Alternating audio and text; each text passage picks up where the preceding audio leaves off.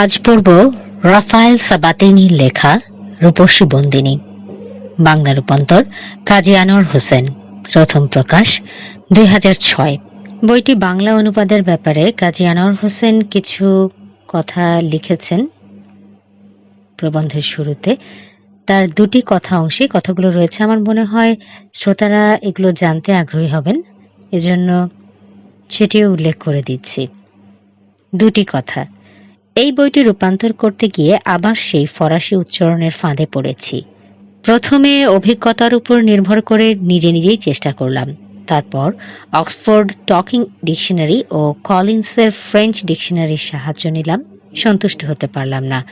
তারপর বহুদিন আগে দেশ পত্রিকা থেকে কেটে রাখা শ্রী সমীরকান্ত গুপ্তর ফরাসি উচ্চারণের উপর ছোট্ট কিন্তু অতি চমৎকার লেখাটি নিয়ে বসলাম। তিনি তো আর আমার প্রয়োজন মেটাতে লেখেননি, উচ্চারণের কিছু সহজ নিয়ম জানিয়েছেন স্বল্প পরিসরে।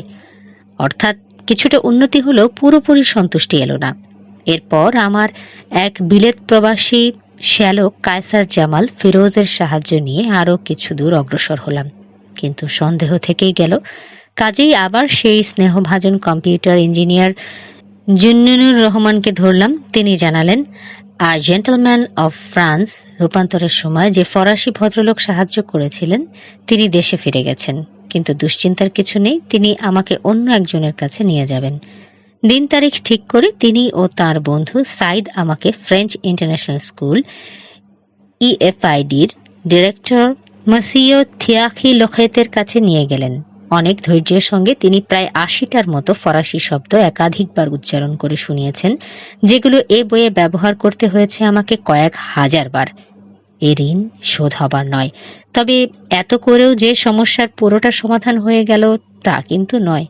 রাফায়েল সাবাতিনি বইটি লিখেছেন ইংরেজিতে, তবে পটভূমি ফ্রান্স, পাত্রপাত্রী ফ্রেঞ্চ, নামগুলো তিনি ফ্রেঞ্চ রেখেছেন ঠিকই, কিন্তু অনেক শব্দ অ্যাংলিসাইজড অবস্থায় ছেড়ে দিয়েছেন, যেমন Lord, queen, Regent, count, his majesty, Franciscan convent ইত্যাদি। আমাদেরকেও দুই রকমই রাখতে হয়েছে। এই টানাপোড়েনে কোনো কোনো জায়গায় আমি হয়তো কিংকর্তব্য স্থির করতে পারিনি। গুণীজন আমাকে নিজ গুণে ক্ষমা করবেন। সংশ্লিষ্ট সবার কাছে আমি কৃতজ্ঞ। কাজী আনোয়ার হোসেন, এপ্রিল 10, 2006। এবার শুরু হতে যাচ্ছে রূপসী বন্দিনী এর প্রথম পর্ব।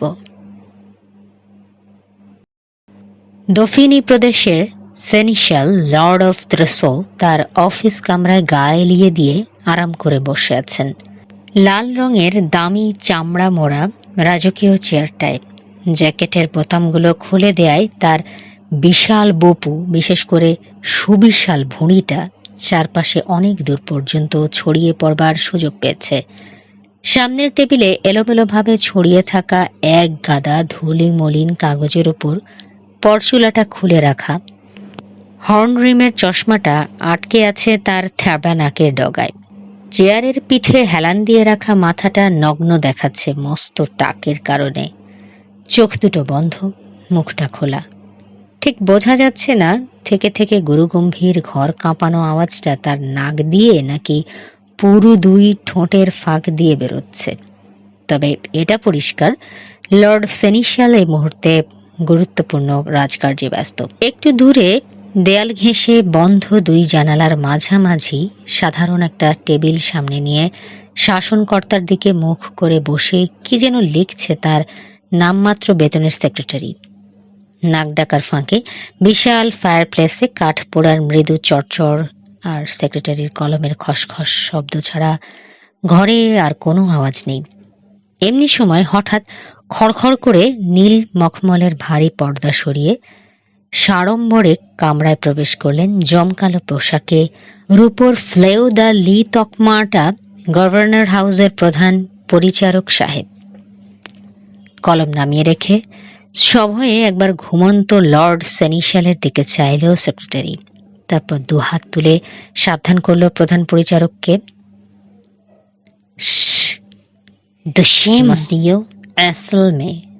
আস্তে।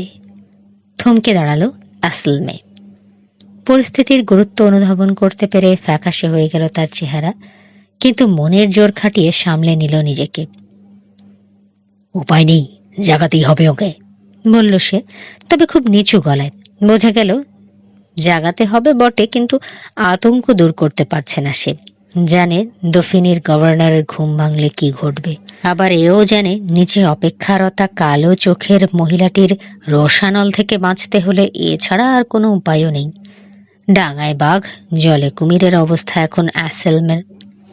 নিজের লালচে দাড়ি মোচড়ালো সে, গাল ফুলিয়ে ফুঁ দিল মেঝের দিকে, চোখ ঘুরিয়ে দৃষ্টি নিবদ্ধ করলো ছাদে। তারপর বিড়বিড় করে আবার বলল, উপায় নেই, জাগাতেই হবে ওকে। এমনি সময়ে ভাগ্যদেবীর সহায়তা পেল সে। কামান দাগার শব্দ তুলে বাড়ির ভিতরে কোথাও দড়াম করে একটা দরজা পটকালো। ঘাম দেখা দিল সেক্রেটারির ভ্রুতে। উঠে দাঁড়াতে যাচ্ছিল, ধপ করে বসে পড়ল আবার। চমকে উঠে নিজের তর্জনীর গাঁটে কামড় দিল আসলমে। নড়ে উঠলেন মাই লর্ড সেনিশাল। ঘোঁত করে শেষ একটা বিদঘুটে শব্দ তুলে থেমে গেল নাসিকা গর্জন। ধীরে চোখের পাতা মেলে প্রথমে চাইলেন ঘরের ছাদের দিকে, তারপর নেমে এসে দৃষ্টি স্থির হলো সামনে মূর্তিবৎ দাঁড়ানো আসলমের উপর। মুহূর্তে সিধে হয়ে বসলেন তিনি। ঘুমের ঘুরেই চোখ মুখ পাকিয়ে ব্যস্ত হাতে কলম কাগজ ঘাঁটাঘাঁটি শুরু করলেন। কয়েক মুহূর্ত পর মোটা ঘাড়াটা ফিরিয়ে কটমট করে চাইলেন পরিচারকের দিকে। কি ব্যাপার, দোজক ভেঙে পড়লো নাকি আসলমে? কার ঘাড়ে কটা মাথা যে আমার কাজে ব্যাঘাত ঘটায়? বলতে বলতে তন্দ্রার ঘোর প্রায় অনেকটাই কাটিয়ে উঠলেন মাই লর্ড। কি চাও তুমি? হ্যাঁ, গভীরভাবে একটু চিন্তাও করতে দেবেন আমাকে? ব্যাবিলাস। সেক্রেটারির দিকে ফিরলেন লর্ড সেনিশাল। তোমাকে না বলে রেখেছি কাজের সময় কেউ যেন আমাকে ডিস্টার্ব না করে। সবাই জানে অকর্মর ঢেঁকি এ লোকটি সারাক্ষণ ব্যস্ততার ভান করতে পছন্দ করেন। নিজেকে তিনি গোটা ফ্রান্সের ব্যস্ততম মানুষ ভাবতে ভালোবাসেন এবং চান তার কর্মচারীরাও তাকে তাই ভাবুক। মসিয় লকতো, সবিনয়ে বলল আসলমে, যেন দোষ করে ফেলে লজ্জায় মিশে যাচ্ছে এখন মাটিতে। খুবই জরুরি ব্যাপার না হলে আপনাকে কিছুতেই বিরক্ত করতাম না, কিন্তু এই মুহূর্তে নিচে অপেক্ষা করছেন কন্দিয়াকের বিধবা মাদাম।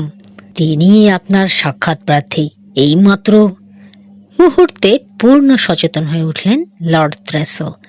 এক হাত চলে গেল তার মস্ত টাকের উপর, অপর হাতে ছোঁ দিয়ে তুলে নিলেন পরচুলাটা। তারপর চেয়ার ছেড়ে আছড়ে পাছড়ে উঠে দাঁড়ালেন। পরচুলা কোনো মতে মাথায় চড়িয়ে এগোলেন তিনি অ্যাসেলমের দিকে। দুই হাতে দুপাশ থেকে টেনে এনে জোর করে জ্যাকেটের বোতাম লাগাবার চেষ্টা করছেন। কি বলি, বিধবা মাদাম আমার এখানে? বেসুরো গলায় চেঁচিয়ে উঠলেন তিনি। আরে গাধা, জলদি বোতামগুলো লাগা তাড়াতাড়ি। কি মনে করেছিস তুই আমাকে? ভেবেছিস এই অবস্থায় একজন ভদ্র মহিলার আমাকে কি? ব্যাবিলাস।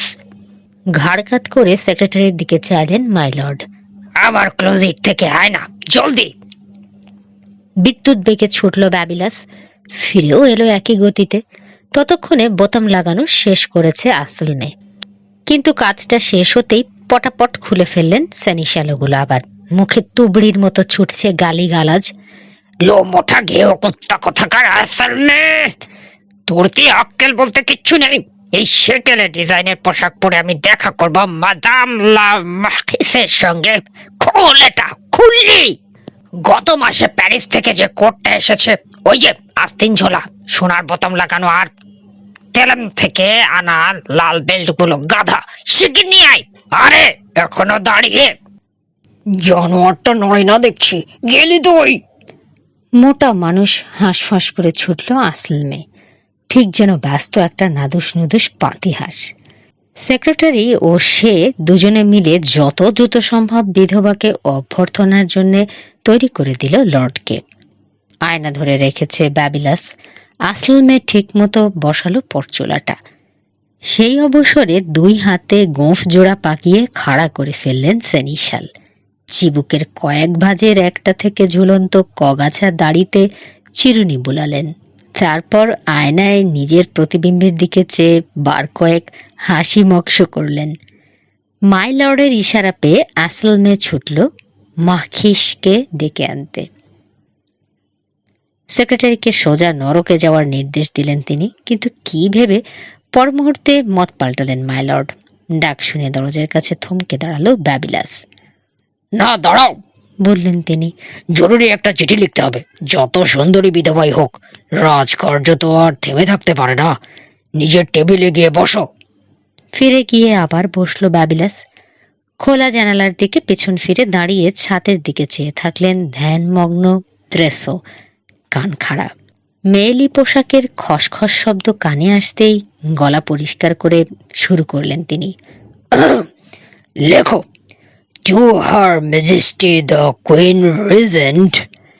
এই পর্যন্ত বলে থামলেন তিনি। ভ্রুকুঞ্চকে গভীর চিন্তায় ডুবে থাকলেন কয়েক মুহূর্ত। কিন্তু আর কি বলবেন ঠাহর করতে না পেরে আগের কথাই পুনরাবৃত্তি করলেন তিনি আরেক সুরে। To her majesty the queen regent. লিখেছ? জি মসিয়ে, লাকে তো লিখেছি, to her majesty the queen regent. পিছনে পায়ের শব্দ পাওয়া গেল, সেই সঙ্গে একটু কাশি।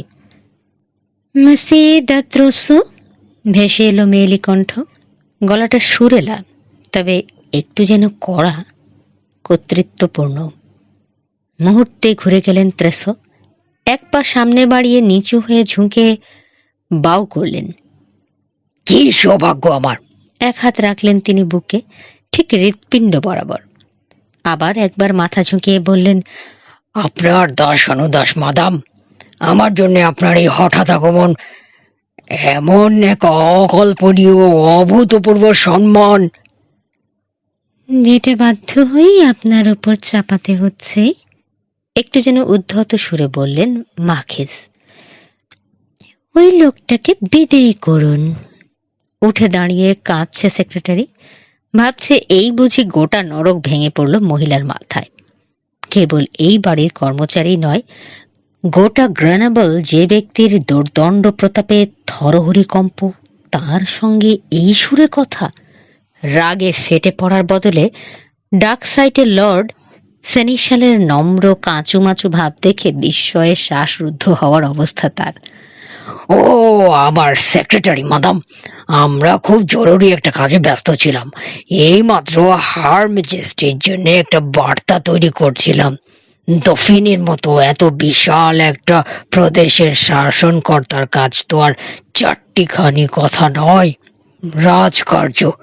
উফ, শরীর মনের সমস্ত শক্তি শুষে বের করে নেয়। দীর্ঘশ্বাস ছাড়লেন তিনি। মাঝে মাঝে তো নাওয়া খাওয়ারও সময় পাওয়া যায় না। তাহলে ছুটি নিলেই পারেন, ঠান্ডা গলায় বললেন মাখিজ। এই ধরুন, এখন আধ ঘন্টার জন্য আপনার রাজকার্য রেখে আমার বক্তব্যে মনোযোগ দিতে পারেন। উত্তরোত্তর বাড়ছে সেক্রেটারির আতঙ্ক। এই বুঝি ফাটল বোমা। কিন্তু কিসের কি? এরপরেও হাসি যাচ্ছে না লর্ডের মুখ থেকে। উদ্ভট ভঙ্গিতে বারবার মাথা ঝোঁকাচ্ছেন। কি আশ্চর্য! ঠিক এই কথাটাই এক্ষুনি বলতে যাচ্ছিলাম আমি মাদাম। ব্যাবিলাস, ভাগো! আঙুল তুলে দরজা দেখালো ত্রেসো। তোমার কাগজপত্র নিয়ে যাও, আমার ক্লোজেটে রাখবে। একটু পরে আবার কাজে বসবো আমরা। দরজাটা ভিড়িয়ে দিয়ে সেক্রেটারি বিদায় নিতেই এক গাল হেসে অতিথিকে একটা চেয়ার এগিয়ে দিলেন লর্ড সেনিশাল। কিন্তু সেটাকে উপেক্ষা করে আগুনের ধারে গিয়ে দাঁড়ালেন মাখিজ। হাত থেকে রাইডিং গ্লাভস খুলছেন। দামি মখমলের হালকা নীল রঙা চমৎকার আঁটো পোশাক পরেছেন তিনি। লর্ড সেনিশালের চোরা চোখের মুগ্ধ দৃষ্টি যেন খেয়ালই করছেন না। আগুনের আভায় অপূর্ব সুন্দর দেখাচ্ছে দীর্ঘাঙ্গী মহিলাকে। নিখুঁত অবয়ব ও সদ্য ফোটা ফুলের মতো মুখটা দেখলে বোঝা যায় না জীবনের মধ্যাহ্ন কবে পেরিয়ে এসেছেন তিনি। অক্টোবর বিকেলের কোমল আলোয় তাকে দেখে যে কেউ শপথ করে বলবে বয়স বড়জোর 29 কি 30। কিন্তু দুপুরের পরিষ্কার আলোতে দেখলেও কেউ ভাবতে পারবে না যে আগামী জন্মদিনে 42 বছর পূর্ণ হবে তার। চেয়ে রয়েছেন ত্রেসো। বেটে মোটা আঙুলগুলো দিয়ে চিরুনি চালাচ্ছেন দাড়িতে। বুঝতে পারছেন না যেখানে সামান্য ইশারা পেলে তিনিই উড়ে চলে যান কন্দিয়াকের দুর্গে, সেখানে বলা নেই কওয়া নেই, হঠাৎ মাখিস নিজেই আজ এখানে এসে হাজির হয়েছেন কেন? আপনি ভাবতেও পারবেন না মাখিস, আপনাকে আমার এই গরিব খানায় পেয়ে আমার কতটা যে আনন্দ খিজে। ওসব যতটা যাই হোক, কল্পনা করে নিতে পারবো আমি। লর্ডের উচ্ছ্বাসে বাধা দিলেন মাখিস। এখন বাগাড়ম্বরের সময় নেই লর্ড ত্রেসো, বিপদ ঘনিয়ে আসছে আমাদের মাথার উপর, ভয়ঙ্কর বিপদ। কথা শুনে কপালে উঠে গেল সেনিশালের ভ্রু, ছানা বড়া হয়ে গেছে চোখ, হা হয়ে গেছে মুখ। কোনো মতে উচ্চারণ করলেন, বিপদ? বলেন কি? তাচ্ছিল্যের হাসি ফুটল মাখিসের লাল ঠোঁটে। আনমনে গ্লাভস জোড়া পড়ছেন আবার। ব্যাস, ঘাবড়ে গেলেন?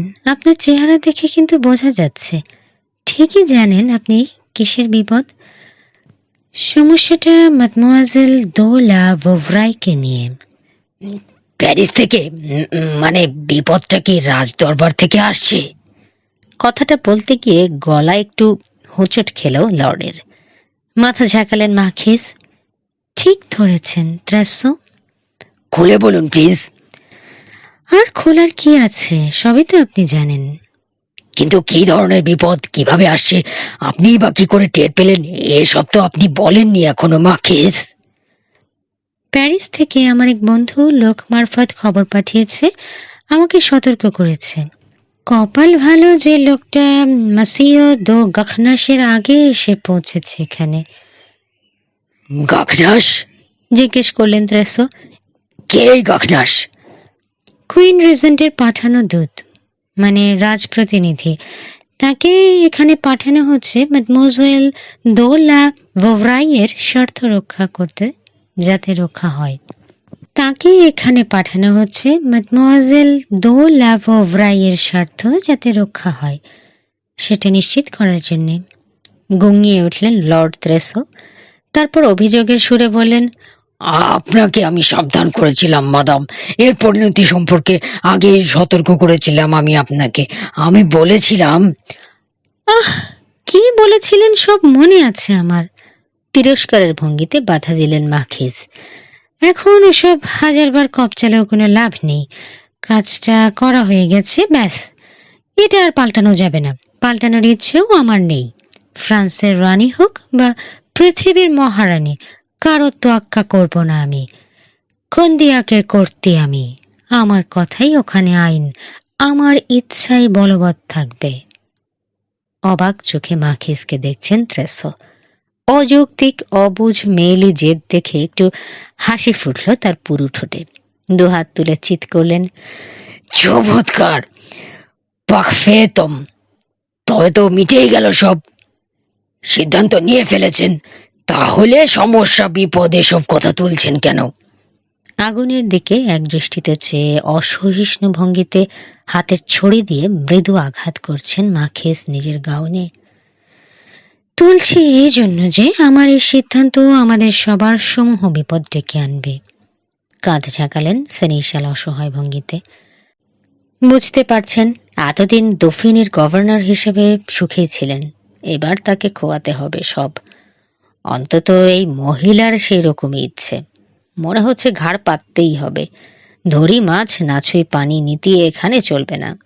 জিজ্ঞেস করলেন, মাদমোয়াজেলের এই দুর্দশা, মানে তার অবস্থা, বর্তমান অবস্থা সম্পর্কে রানী জানলেন কি করে? পাই করে ঘুরলেন মাখিস। রাগে লাল হয়ে গেছে চেহারা।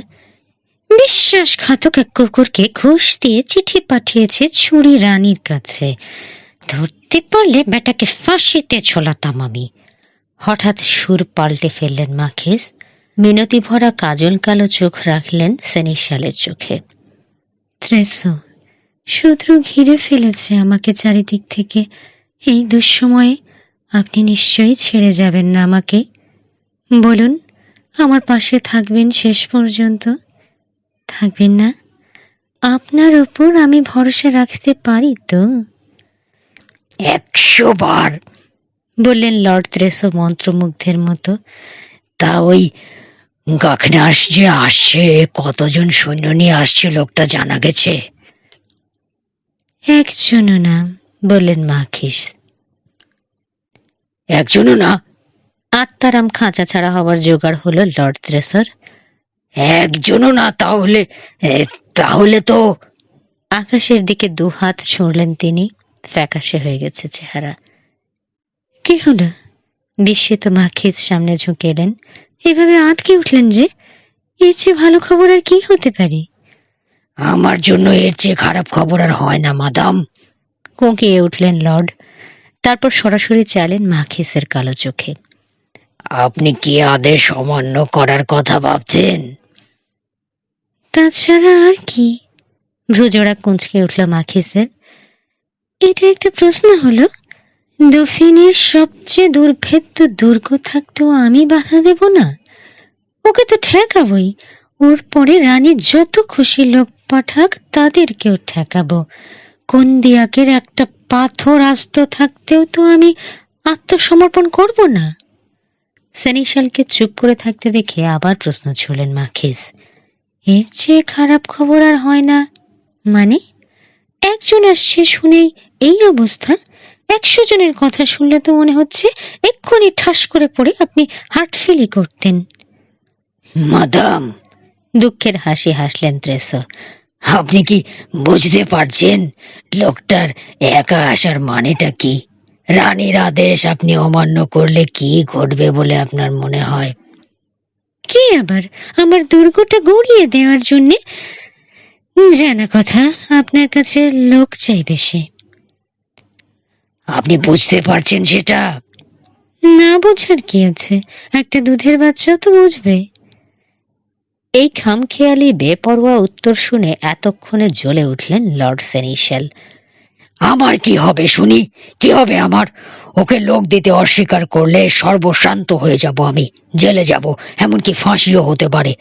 মনে হচ্ছে এটাই আপনি চান? 15টা বছর দফিনের লর্ড সেনিশাল হিসেবে বিশ্বস্ত তার সঙ্গে কাজ করার পর আপনি চান আজ আমাকে রাজদ্রোহী বলে ঘোষণা করা হোক? কিসের জন্যে? এমন একজন মহিলাকে সাহায্য করার জন্য যিনি একটা বাচ্চা মেয়েকে তার ইচ্ছার বিরুদ্ধে নিজের খুশি মতো পাত্রের সঙ্গে বিয়ে দেওয়ার জন্য জোর জুলুম করছেন। বদ্ধ উন্মাদ হয়ে গেছেন আপনি। নিজের জেদ বজায় রাখতে গোটা দেশে আগুন লেগে উচ্ছন্নে যায়। যাক, আমার সর্বনাশ হয় হোক। আপনি আপনি একটা।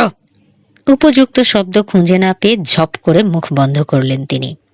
তারপর আবার খুললেন। রীতিমতো হাঁপাচ্ছেন। মাদাম দো কন্দিয়াক চুপচাপ দাঁড়িয়ে শুনলেন সব। শীতল দৃষ্টিতে দেখলেন লর্ড সেনিশালকে আপদমস্তক। তারপর শান্ত গলায় বললেন, ও হয়ে ভোয়া, বিদায় মসিয়ে দাত্রাস। বলে রওনা হলেন দরজার দিকে। মুহূর্তে সমস্ত রাগ ও উত্তেজনা পানি হয়ে গেল সেনিশালের। শঙ্কিত কণ্ঠে ডাকলেন, মাদাম, মাদাম দাঁড়ান, কথা শোনেন। থেমে দাঁড়িয়ে কাঁধের উপর দিয়ে পেছনে চাইলেন মাদাম। কালো দুই চোখে ভৎসনা, লাল ঠোঁটের বাঁকে অবজ্ঞার হাসি। আমার মনে হয় যথেষ্টর বেশি শুনেছি আমি মসিয়া, বললেন তিনি ক্ষুব্ধ কণ্ঠে। মুঝে গেছি, সুসময়ের বন্ধু আপনি। মুখে মুখেই হাতি ঘোড়া মেরেছেন এতদিন। আহা, তা হবে কেন? প্রতিবাদ করলেন সেনিশাল। তা নয় মাদাম, আমাকে ভুল বুঝে ও কথা বলে কষ্ট দেবেন না। আপনি জানেন মাখিস, আপনার জন্য করতে পারি না এমন কোনো কাজ নেই। ঘুরে দাঁড়ালেন মাখিস। হাসিটা চওড়া হচ্ছে, অবজ্ঞা বদলে গিয়ে সেখানে স্থান নিচ্ছে প্রশ্রয়ের আভাস। মুখে বলা সহজ, তোমার জন্যে প্রাণ দিতে পারি, যতক্ষণ সেটা দিতে হচ্ছে না। কথার কথা বললে ক্ষতি কি? কিন্তু যেই একটা সাহায্য চাওয়া হবে অমনি প্রশ্ন, আমার কি হবে মাদাম? সর্বশান্ত হয়ে যাব আমি, জেলে যাব, এমনকি ফাঁসিও হতে পারে।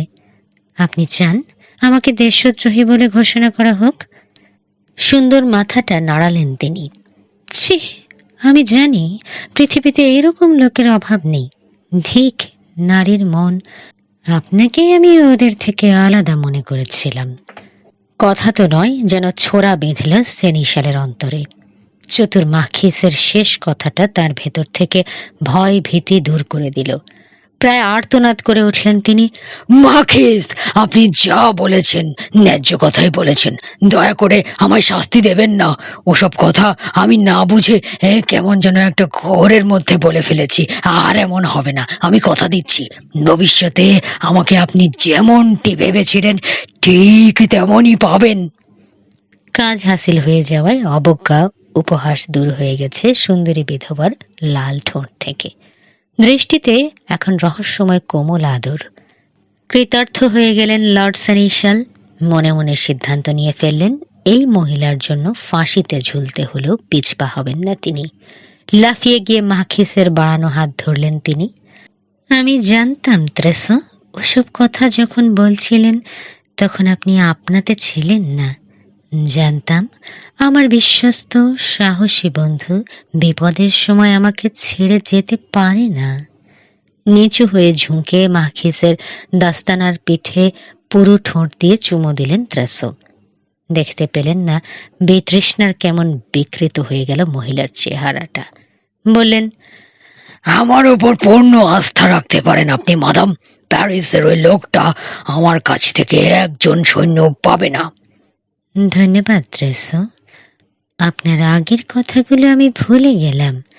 আপনিও আশা করি আমার বলা কথাগুলো ভুলে যাবেন। কিন্তু আপনাকে তো বলতে পারবো না এক মুহূর্তের জন্য মাখিস। মাদমোয়াজেল তোলা ভোভরাইয়ের ব্যাপারে আপনার ইচ্ছে যখন পূরণ হবে, বিয়ের অনুষ্ঠান যখন শেষ হয়ে যাবে, তখন তখন কি আমি আশা করতে পারি? কথাটা শেষ না করে প্রশ্নটা ঝুলিয়ে রাখলেন তিনি। ঠোঁটে মধুর হাসি নিয়ে সেনিশালের দুই কাঁধে দুই হাত রাখলেন মাখিস, যাতে লোকটা আর সামনে বাড়তে না পারে। কালো চোখ রাখলেন তার চোখে। লোকটাকে এই মুহূর্তে স্রেফ একটা খোলা ব্যাঙ ছাড়া আর কিছুই মনে হচ্ছে না তার।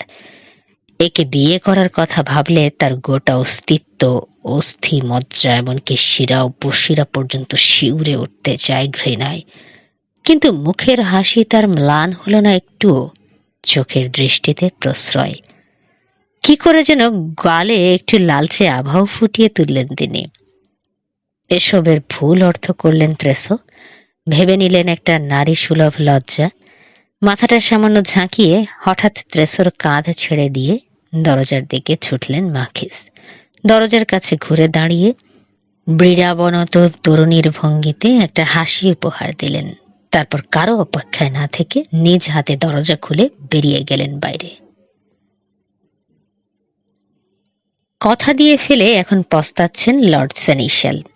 জানালা দিয়ে দেখলেন বিজয়িনীর ভঙ্গিতে ঘোড়ায় চেপে অনুচরদের নিয়ে প্রাঙ্গণ ছেড়ে বেরিয়ে গেলেন কন্দিয়াকের বিধবা মাদাম। সূর্য তখন ডুবছে। ফিরে এসে নিজের চেয়ারে বসলেন লর্ড। নিকট অতীতের প্রতিটি কথা মনে আসছে। তিনি কি বললেন, উত্তরে মাখিস কোন ভঙ্গিতে কি বললেন, নাটকের মতো যেন চোখের সামনে দেখতে পাচ্ছেন তিনি। স্মৃতিচারণ করতে করতে কখন রাত নেমে গেছে টের পাননি। ফায়ারপ্লেসের ম্লান আলোর দিকে চেয়ে হঠাৎ একটা বুদ্ধি এলো মাথায়। সচকিত হয়ে বাতি জ্বালার জন্য হাঁক ছাড়লেন লর্ড। নাম ধরে ডাকলেন ব্যাবিলসকে। আলো জ্বালা হলে ব্যাবিলসকে পাঠালেন গ্রেনাবল গ্যারিসনের কমান্ডার মসিও দোভকে ডেকে আনতে। ক্যাপ্টেন ঘরে এসে ঢুকতে টের পেলেন লর্ড সেনিশাল কোনো রকম পরিকল্পনা তৈরি না করেই তাকে ডেকে বসেছেন। কি বলি ভাবতে ভাবতেই বুদ্ধি খেলল মাথায়। ক্যাপ্টেন, গুরুগম্ভীর স্বরে শুরু করলেন তিনি, জানতে পারলাম মন্তেলিমা জেলায় একটা গোলমালের আশঙ্কা করা হচ্ছে। গোলমাল? মসিয়ে? চমকিত হলো ক্যাপ্টেন। হতে পারে, আবার নাও হতে পারে। দুর্বোধ্য রহস্যময় একটা ভঙ্গি নিলেন সেনিশাল। কি করতে হবে কাল সকালে জানাবো আমি। তবে ইতিমধ্যে ওখানকার পাহাড়ি অঞ্চলে হানা দেওয়ার জন্য তুমি 100 জওয়ানকে প্রস্তুত রাখো। 200? মসিয়ে? তাজ্জব হয়ে গেছে দোভ। তাহলে তো গ্রেনাবলে একজন সৈন্য থাকবে না। তাতে কি, এখানে তো কাউকে দরকার পড়ছে না। দরকার ওখানে। তবে আজ রাতেই তৈরি হয়ে নিতে বলো ওদের, যেন নির্দেশ পাওয়া মাত্র কাল সকালে রওনা হতে পারে। তুমি নিজে এসে আমার কাছ থেকে কাল চূড়ান্ত নির্দেশ নিয়ে যাবে। হতবাক দোঁফ বিদায় নিতেই খাবার ঘরে গিয়ে সাপারে বসলেন লর্ড সেনিশাল। গ্রেনাবল থেকে সব সৈন্য বিদায় করার একটা কৌশল বের করতে পেরে নিজের উপর মহা খুশি। এইভাবে রানীর দুধকে একটি লোক না দিয়েও পার পেয়ে যাবেন তিনি অনায়াসে। কিন্তু সকালে আর অতটা খুশি থাকতে পারলেন না তিনি, কারণ ওখানে সব সৈন্য পাঠাবার কোনো বিশ্বাসযোগ্য যুক্তি তিনি খাড়া করতে পারেননি তখন পর্যন্ত। আর দভ লোকটাও প্রয়োজনের তুলনায় বড় বেশি খুঁতখুঁতে, বুদ্ধিমান। সঙ্গত কোনো বেমক্কা প্রশ্ন করে বসলে কি জবাব দেবেন তিনি? যে কোনো সৈন্যদলের অধিনায়কের জানার অধিকার আছে কি কাজে তাকে কোথায় পাঠানো হচ্ছে। সকালে যখন ক্যাপ্টেন দভ দেখা করতে চাইলেও ঘণ্টাখানেক পর তাকে আসতে বলে দিলেন সেনিশাল। এদিকে একটা রাত পেরিয়ে যেতেই হুট করে মাখিসকে দেওয়া কথার জন্য এখন রীতিমতো অনুশোচনায় ভুগছেন তিনি। স্টাডি রুমে নিজের চেয়ারে বসে বিক্ষিপ্তভাবে এটা ওটা সেটা ভাবছেন। কিছুতেই এই ফাঁদ থেকে বেরোবার কোনো পথ খুঁজে পাচ্ছেন না। সবকিছু প্যাঁচ লেগে গিট পাকিয়ে যাচ্ছে আরো। এমনি সময় আসলমে এসে খবর দিল নিচে অপেক্ষা করছেন মসিও দা গাখনাস নামে একজন ভদ্রলোক। তিনি এসেছেন প্যারিস থেকে রাষ্ট্রীয় জরুরি এক বিষয়ে লর্ড সেনিশালের সঙ্গে কথা বলতে চান। আপাদমস্তক একটা ঝাঁকি খেলেন লর্ড ত্রেসো। ধড়াস ধড়াস বাড়ি দিচ্ছে হৃৎপিণ্ডটা বুকের পাঁজরে, কিন্তু মনের জোর খাটিয়ে অনেক কষ্টে সামলে নিলেন তিনি নিজেকে। এখন সাহস হারালে চলবে না। তিনি জানেন লোকটাকে, তিনি নিজে কি তাও জানেন। তিনি হচ্ছেন সমগ্র দফিনি প্রদেশের জন্য হিজ ম্যাজেস্টির লর্ড সেনিশাল। রোন থেকে আলপাস পর্যন্ত বিস্তৃত এই বিশাল অঞ্চলে এমন কোনো দুর্বৃত্ত নেই যে তার নাম শুনলে ভয়ে কাঁপে না। প্যারিসের দরবার থেকে কেউ একজন এলেই ভয় পেয়ে যেতে হবে কেন তার? কুইন রিজেন্ট নিশ্চয়ই তার কাছে বড়জোর কোনো মেসেজ পাঠিয়েছেন এই লোকের মাধ্যমে। তাকে বেঁধে নিয়ে যেতে বলেননি। কি সমাচার কিছুই না জেনে অযথা ভয় পাওয়া কি তার মতো উঁচু পদের একজন সরকারি কর্মকর্তাকে সাজে? কখনো না। চেয়ার ছেড়ে উঠে একটা বিশাল পোজ দিয়ে দাঁড়ালেন তিনি। নিয়ে এসো মসিও দা গখনাসকে। ভাবছেন কি বলবেন তিনি, কিভাবে বলবেন, ঠিক কোথায় দাঁড়াবেন, কেমন ভঙ্গি নেবেন। এমনি সময় চোখ পড়ল তার সেক্রেটারির ওপর। সঙ্গে সঙ্গে তার প্রিয় ভঙ্গির কথা মনে এসে গেল। ব্যস্ত কণ্ঠে ডাকলেন, ব্যাবিলাস। ব্যাবিলাস জানে কি আসছে, বহুবার দেখেছে সে এসব। সামান্যতম হাসিও ফুটল না তার বিষণ্ণ বদনে, একটুও ঝিকমিক করল না চোখের তারা। নিতান্তই বাধ্য ভঙ্গিতে হাতের কাজ রেখে একটা সাদা কাগজ টেনে নিয়ে প্রস্তুত হলো সে চিঠি লেখার জন্য। প্রথম লাইনটা কি হবে মুখস্থ আছে তার, টু হার ম্যাজেস্টি। কিন্তু দুঃখের বিষয় সময় পাওয়া গেল না। খুলে গেল দরজাটা। শক্তিশালী হাতের ধাক্কা খেয়ে আসলমে ছিটকে সরে গেল এক পাশে। কোনো মতে উচ্চারণ করলো, মসিয়ে দো গখনাস। ঘুরে দাঁড়ালেন ত্রাসো। দৃঢ় পায়ে ঘরে ঢুকলো আগন্তুক, হ্যাট হাতে। এতই নিচু হয়ে তাকে সম্মান জানালো যে হ্যাটের সঙ্গে আটকানো লাল রঙের দীর্ঘ পালকটা মনে হলো ঘর ঝাড়ু দিচ্ছে। তারপর সিধে হয়ে দাঁড়ালো। এতক্ষণে সেনিশাল লোকটার ওজন বুঝে নেওয়ার সুযোগ পেলেন। লোকটা দীর্ঘদেহী, বুকটা চিতানো, কোমর চওড়া, তবে দৃঢ় পেশিবহুল পা দুটোয় মেদ বলতে কিছু নেই, যেন খেলোয়াড়ের পা। আঁটো সাঁটো পোশাকে চামড়ার আধিক্য, গায়ে নরম চামড়ার তৈরি হলুদ জ্যাকেট, প্যান্টটাও চামড়ার আর একটু গাঢ় রঙের। নিচের দিকটা অদৃশ্য হয়েছে ভারী চামড়ার বুটের ভিতরে। কোমরে ঝোলানো তলোয়ারের লম্বা খাপটাও চামড়ার, তবে কিনারটা আগাগোড়া সোনা দিয়ে এমব্রয়ডারি করা। তলোয়ারের ঝকঝকে হাতল দেখে বোঝা যায় নিয়মিত ব্যবহার হয় অস্ত্রটা। লোকটার এক হাতে লাল পালক লাগানো চওড়া ব্রিমের কালো হ্যাট, অপর হাতে গোল করে পাকানো একটা পার্চমেন্ট। আরো 2 কদম সামনে বাড়ল সে। চামড়ার কিঁচ কিঁচ আর পায়ে বাঁধা স্পারের রুনঝুন শব্দ পছন্দ হলো না সেনিশালের। এসব ভয়ানক যুদ্ধবাজ লোকের লক্ষণ। লোকটার মাথাটা চওড়া কাঁধের উপর এতটাই মানানসইভাবে বসানো যে মনোযোগ কাড়ে। নাকটা একটু বেশি লম্বা, ঝকঝকে উজ্জ্বল নীল তীক্ষ্ণ চোখ জোড়া নাকের দুপাশে একটু দূরে বসানো, জুলফি ও বনবিড়ালের মতো চোখা গোঁফের দুপাশে পাক ধরেছে। বোঝা যায় বয়স হয়েছে, কিন্তু তারপরেও লোকটার ভিতরের কর্কশ দুর্বার প্রাণশক্তির বিচ্ছুরণ অনুভব করা যায় স্পষ্ট।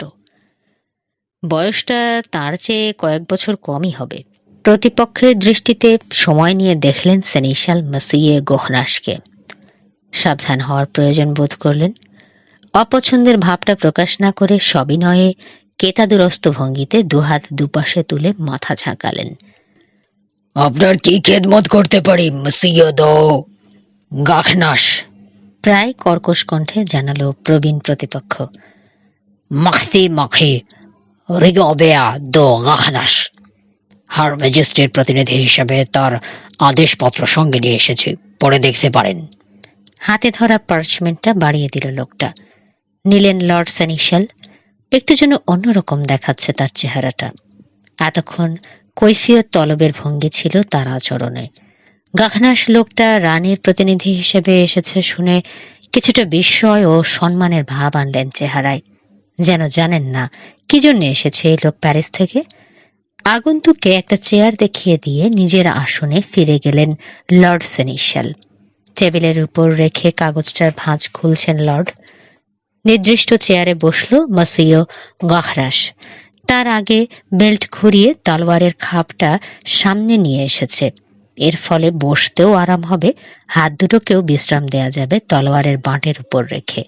সোজা হয়ে বসে এক দৃষ্টে সেনিশালের দিকে চেয়ে রয়েছে লোকটা। পাঠ শেষ হতে যত্নের সঙ্গে আগের মতো করে মুড়ে কাগজটা ফেরত দিলেন ত্রাসো আগন্তুককে। ওতে বিশেষ কোনো নির্দেশ নেই, শুধু বলা আছে মসিও গাখনাস দফিনিতে যাচ্ছেন রাষ্ট্রীয় বিশেষ একটি কাজে। মসিও দো ত্রাসো যেন তার কাজে সর্বপ্রকার সাহায্য ও সহযোগিতা করেন। অবশ্যই, বললেন লর্ড সেনিশাল।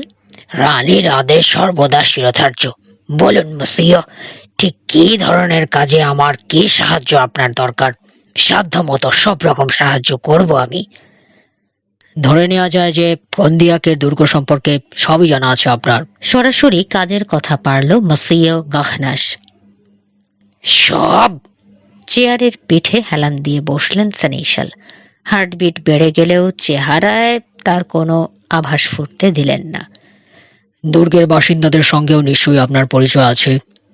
আছে। ঘনিষ্ঠ সম্পর্ক? এই প্রশ্ন শুনে বিব্রত বোধ করলেন লর্ড সেনিশাল। ঠোঁট মুড়ে ভ্রু বাঁকিয়ে থলথলে হাত নেড়ে কি বোঝাতে চাইলেন তা একমাত্র তিনিই জানেন। হয়তো বোঝাতে চাইলেন আজে বাজে প্রশ্নের উত্তর দিতে তিনি বাধ্য নন, কিন্তু সেসব মোটেই পাত্তা দিল না মসিও গাখনাস। গলার স্বর সামান্য তীক্ষ্ণ হলো। ঘনিষ্ঠ সম্পর্ক? আবারও জিজ্ঞেস করল সে। একটু সামনে ঝুঁকলেন মাই লর্ড। টেবিলের উপর কনুই রেখে দুহাতের আঙুলের মাথাগুলো এক করলেন। তারপর যতটা সম্ভব শিষ্টাচার বজায় রেখে মার্জিত ভঙ্গিতে বললেন, আমার ধারণা ছিল আপনি এখানে এসেছেন আমার সাহায্য চাইতে, আমাকে জেরা করতে নয়। চেয়ারে হেলান দিল মসিও গাখনাস। সরু চোখে চাইল লর্ড সেনিশালের দিকে। বিরোধিতা ঠিকই আঁচ করতে পেরেছে। তার চরিত্রের সবচেয়ে বড় ত্রুটি হচ্ছে মেজাজ।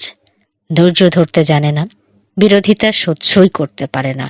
রক্ত উঠে আসে ওর মাথায়। হিতাহিত জ্ঞান হারিয়ে স্রেফ উন্মাদ হয়ে যায়। এই একটি দোষের কারণে প্রখর বিচার বুদ্ধি, অসম সাহস, ঈর্ষণীয় বীরত্ব, সততা, মহত্ব, অসামান্য রণকৌশল ইত্যাদি অসংখ্য গুণ থাকা সত্ত্বেও এত বয়সেও তেমন উন্নতি করতে পারেনি সে। প্যারিসে তার সম্পর্কে চালু হয়ে গেছে একটা কথা, গাখনাসের মতো তাজা বারুদ। তার বদমেজাজের কথা জানা থাকা সত্ত্বেও অন্য সব গুণের কারণে ফ্রান্সের ভারপ্রাপ্ত রানী মাখিদো মেডিচি তাকেই পাঠিয়েছেন এই বিশেষ কাজে। লর্ড ত্রেসো কল্পনাও করতে পারেননি বাকচাতুরি দেখাতে গিয়ে কোন বারুদে ম্যাচের কাঠি জ্বালছেন। মসিও গাখনাসও জানতে দিল না তাকে। এবারের মতো সামলে নিল নিজেকে। ভাবল মোটা লোকটার কথার পেছনে কিছু যুক্তি তো আছেই। আপনি আমার বক্তব্যের ভুল ব্যাখ্যা করছেন মাসিও, বলল সে শান্ত কণ্ঠে। তর্জনীর গাঁট দিয়ে টোকা দিচ্ছে নিজের চিবুকে। আমার ওই প্রশ্ন করার ভিন্ন উদ্দেশ্য ছিল।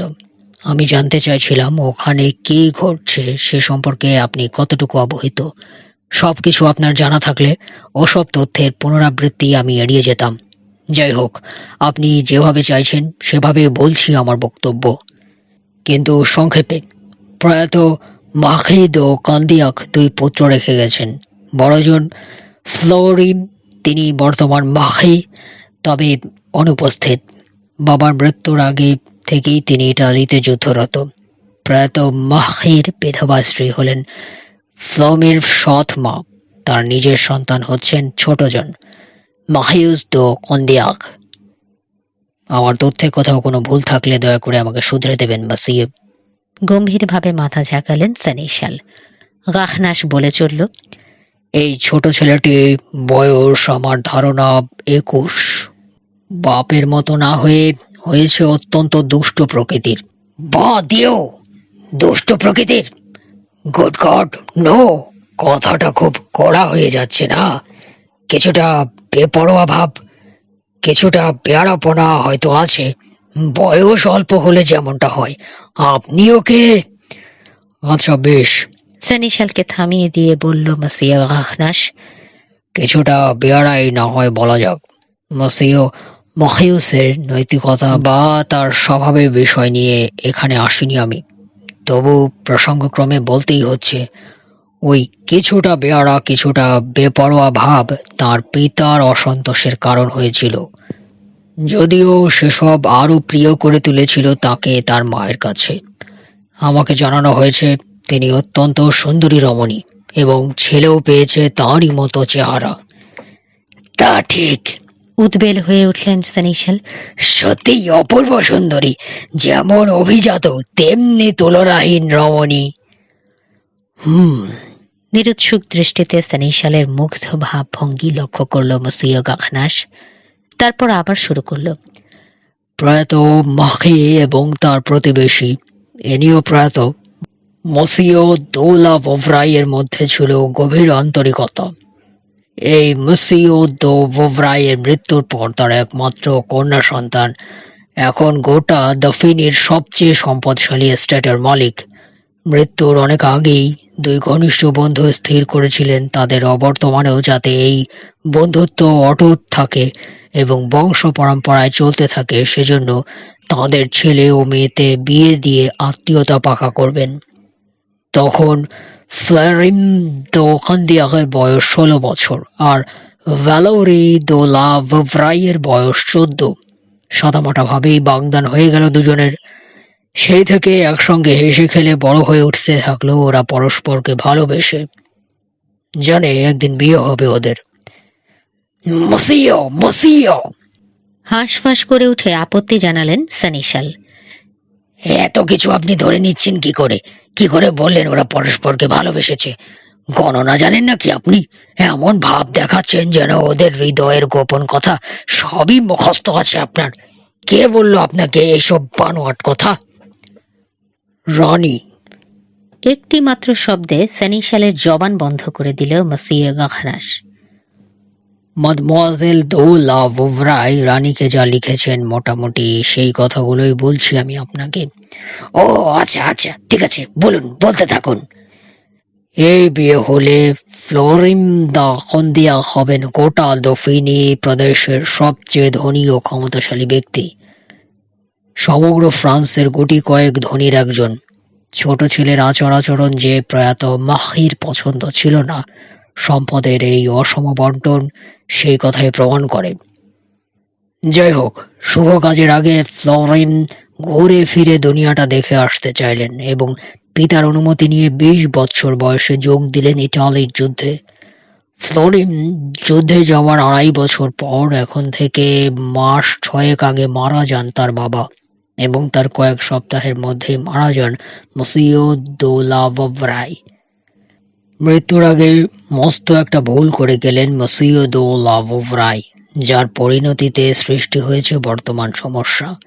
তিনি কন্দিয়াকের বিধবা মাখাইসের চরিত্র বুঝতে না পেরে তাঁরই হাতে যতদিন ফ্লোরিন ফিরে না আসে ততদিনের জন্য দিয়ে গেলেন একমাত্র কন্যা ভ্যালোরির অভিভাবকত্বের দায়িত্ব। এই পর্যন্ত বলে কয়েক মুহূর্তের জন্য থামল মসিয়া গাহনাস।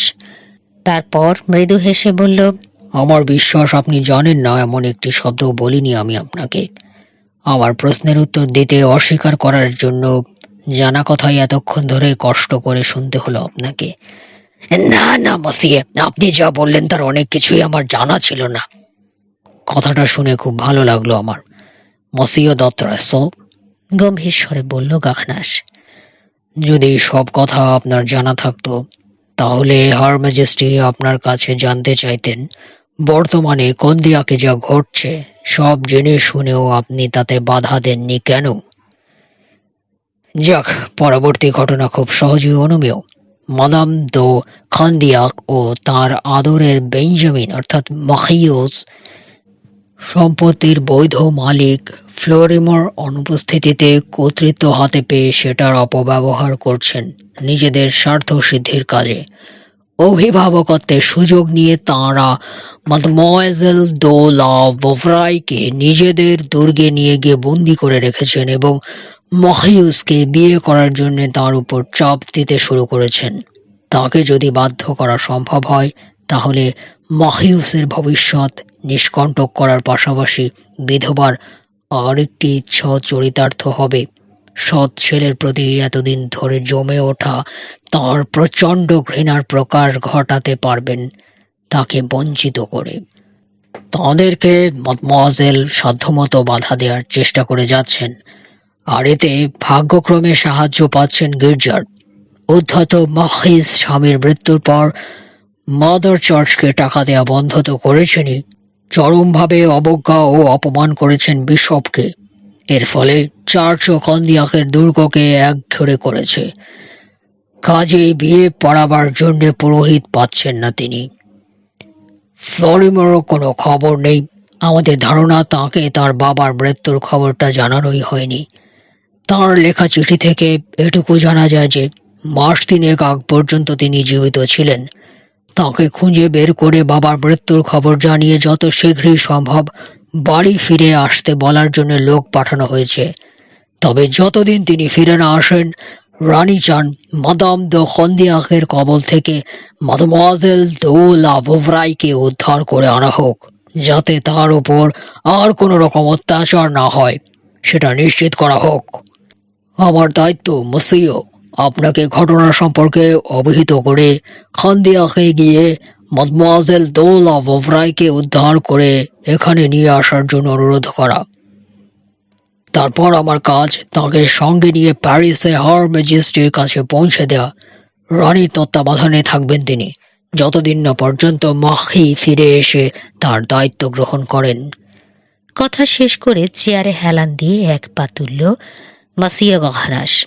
আরেক পায়ের ওপর এক দৃষ্টে চেয়ে আছে সেনিশালের মুখের দিকে তার জবাবের আশায়। স্পষ্টতই দেখা যাচ্ছে রানীর আদেশ শুনে হতবুদ্ধি হয়ে পড়েছেন লর্ড ত্রেসো। বেশ কিছুক্ষণ উসখুস করলেন অস্বস্তিতে, তারপর বললেন, আপনার কি মনে হয় না মসিও যে হয়তো বাচ্চা একটা মেয়ের কথায় অতিরিক্ত গুরুত্ব দেয়া হয়ে যাচ্ছে? আপনার কি মনে হয় মসিও যে মেয়েটা যা নয় তাই বাড়িয়ে লিখেছে? শান্ত গলায় পাল্টা প্রশ্ন করল মসিয়ে দো গাহনাস।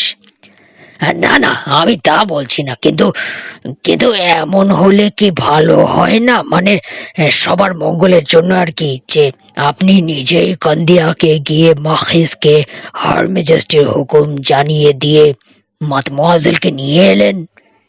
অবাক দৃষ্টিতে কিছুক্ষণ তার মুখের দিকে তাকিয়ে রইল প্যারিজিয়ান লোকটা। তারপর হঠাৎ উঠে দাঁড়িয়ে বেল্ট ঘুরিয়ে খাপ সহ তলোয়ারটা জায়গা মতো বসালো। ভ্রুজোড়া কুঁচকে লেগে গেছে একটার সঙ্গে অপরটা। তাই দেখে সেনিশাল বুঝে নিলেন তার পরামর্শ পছন্দ হয়নি লোকটার।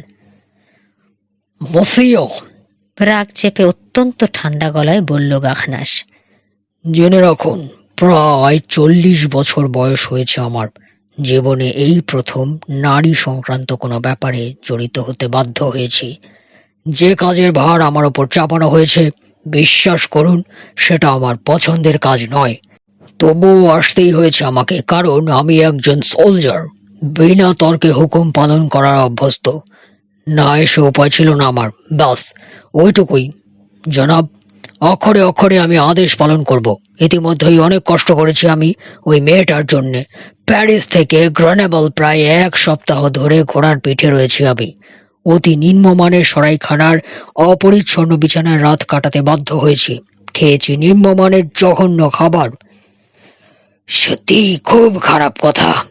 সমবেদনা জানালেন সানিশাল, কিন্তু মুখে তার হাসি। কাজেই বুঝতেই পারছেন, মদমোয়াজেল দৌলাভভ রায়ের খাতিরে ইচ্ছের বিরুদ্ধে হলেও ইতিমধ্যে যথেষ্ট কষ্ট করে ফেলেছি আমি। এই অবস্থায় আমার উপর যে আদেশ আছে তার বাইরে যদি আমি আর 1 পা ফেলতে রাজি না হই, আমাকে দোষ দিতে পারেন না। হাঁ করে চেয়ে রইলেন সানিশাল লোকটার মুখের দিকে। কিছুতেই বুঝতে পারছেন না যে জালে জড়িয়েছেন তা থেকে কিভাবে মুক্তি পাওয়া যায়, কিভাবে দুকুল রক্ষা করা যায়। রানীর বিরাগভাজন না হয়ে একই সাথে বিধবা মাখিসের বিরুদ্ধাচরণ না করে কিভাবে এ যাত্রা পার পাওয়া যায়। প্লেগ হয়ে মরুক ছুঁড়ি, খেপে উঠলেন লর্ড। শয়তানের পাল্লায় পড়ে উচ্ছন্নে যাক। হাসি ফুটল মসিয়া গখনাসের মুখে। এই তো আমার মনের কথা, একেবারে প্রাণের কথা বলেছেন। প্যারিস থেকে আসার পথে এই একই কথা বলেছি আমি 1000 বার। যদিও আপনি কেন অভিশাপ দিচ্ছেন জানা নেই আমার। হা হা করে হেসে উঠল মসিয়া গখনাস। আপাতত বিদায়। ভালো একটা সরাইখানা খুঁজে বের করতে বলেছি আমার ভ্যালেকে। পরিপূর্ণ বিশ্রাম নেব আমি আজ সারাদিন। আগামীকাল ঠিক এই সময়ে মাদমোয়াজেলকে নিয়ে রওনা দেব প্যারিসের পথে। আশা করি আপনার দায়িত্ব আপনি ঠিকভাবেই পালন করতে পারবেন। এক হাতে লাল পালক লাগানো কালো হ্যাট আর অপর হাতে রানীর আদেশ লেখা গোল করে পাকানো পার্চমেন্ট নিয়ে নিচু হয়ে ঝুঁকে বাউ করল মাসিয়া গখনাস লর্ড সেনিশালকে। দরজার দিকে এগোচ্ছিলেন, এমন সময় চেঁচিয়ে উঠলেন লর্ড। মাসিও মাসিও, কন্দিয়াকে বিধবা মাখিসকে কি আপনি চেনেন? না তো, এ কথা কেন জানতে চাইছেন? কেন জানতে চাইছি? তাকে চিনলে আপনি বুঝতে পারতেন তিনি কি চিজ। রানীর নাম করে আমি যতই যাই বলি না কেন, তিনি আমাকে পাত্তা দেওয়ার বান্দাই নন। আপনাকে পাত্তা দেবে না? চোখ বড় বড় করে চেয়ে রইল মাসিয়া গখনাস। চর্বি সর্বস্ব মেটে সানিশালের কদাকার মুখের দিকে। বলেন কি? আপনাকে মানে দফিনের লর্ড সেরিশালকে দেওয়া রানীর নির্দেশ পাত্তা দেবেন না তিনি? না, ঠাট্টা করছেন আপনি।